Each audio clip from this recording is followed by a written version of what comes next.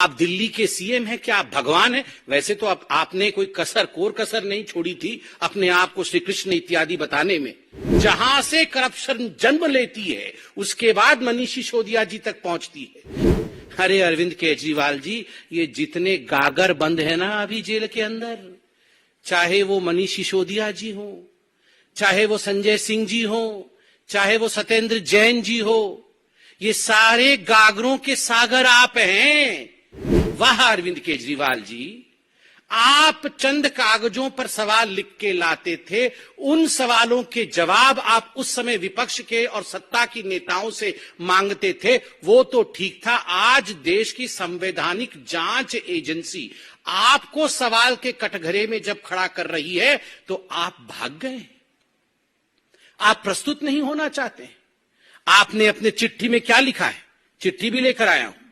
आपने अपने चिट्ठी में लिखा है, मुझे किस हैसियत से बुलाया गया है, एक इंडिविजुअल के हैसियत से, या official capacity as chief minister of Delhi, या नेशनल कन्वीनर ऑफ आम आदमी पार्टी, मुझे किस हैसियत से बुलाया गया है?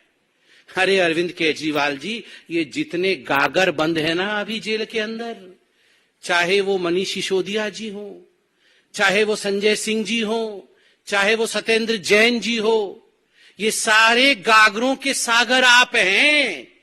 तो करप्शन के सागर के हैसियत से बुलाया गया है।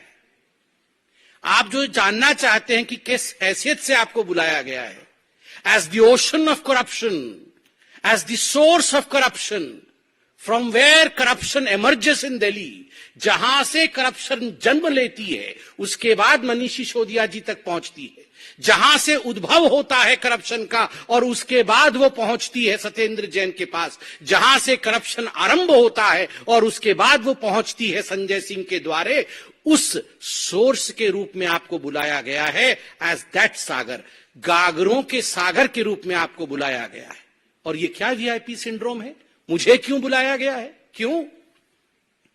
आप क्या कानून से बड़े हैं? आप दिल्ली के सीएम हैं, क्या आप भगवान हैं? वैसे तो आपने कोई कोर कसर नहीं छोड़ी थी अपने आप को श्री कृष्ण इत्यादि बताने में, मगर क्या आप भगवान हैं जो आपको कोई एजेंसी नहीं बुला सकती है?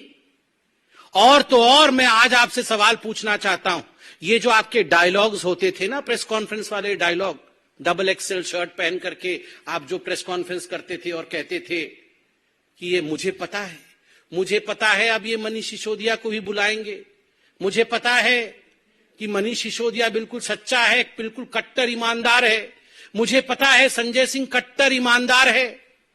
अरे आपको तो पता था कि ये सारे कट्टर ईमानदार थे, मगर इनमें से किसी को अभी तक बेल क्यों नहीं मिल रही है? 10 महीने हो गए अरविंद जी, 10 महीने हो गए मनीष सिसोदिया जेल की सलाखों के पीछे बंद है। लगभग 6 बार सर्वोच्च न्यायालय तक जा चुके हैं बेल एप्लीकेशन लेकर। और क्या कहा न्यायालय ने बड़े स्पष्ट रूप से कहा, one aspect regard to the transfer of money ₹338 crores is tentatively established, we have therefore dismissed the applications for bail. ये कहा है सुप्रीम कोर्ट ने मनीष सिसोदिया जी को लेकर। क्यों? इतने कट्टर ईमानदार थे अरविंद केजरीवाल जी आपके अनुसार, तो बेल रिजेक्ट क्यों हुआ?